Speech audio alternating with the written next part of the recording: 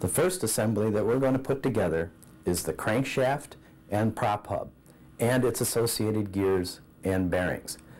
This is the oil slinger, the first bearing, snap ring, keys, distributor drive gear, spacer, and the cam gear, and the number 2 bearing.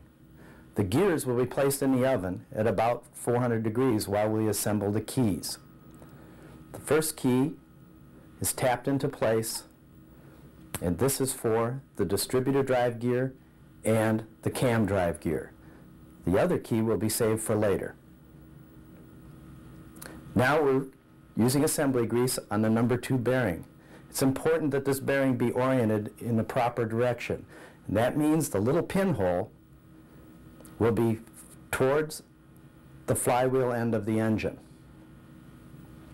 Meanwhile, our gears are in the oven heating. Make sure that we have gloves and somebody to assist you.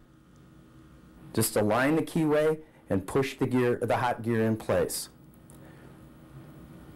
Note that there are 2 dots on the gear which will assist us in timing later. Next is the spacer and the hot distributor drive gear. This will not be used for our engine conversion and really is just a spacer.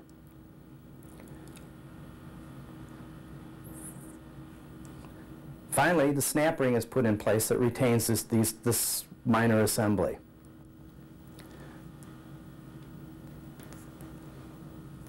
The next is the front bearing. We assemble it again with grease, put it in place, and get ready for our prop hub installation. This system uses an oil slinger, and this has to be put on in the correct orientation. The curved part goes forward. Now we'll install our specially modified key that accepts the prop hub. The prop hub is heated to 500 degrees. Again, you will need assistance in putting it on. A block of wood and a mallet will be necessary, as well as a pneumatic wrench. Here's the prop hub before it's heated and the long retaining bolt.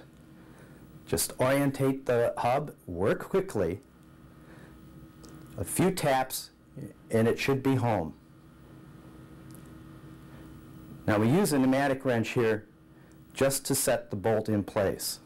Later this bolt will be removed, Loctited, and set to the proper torque. There we have the final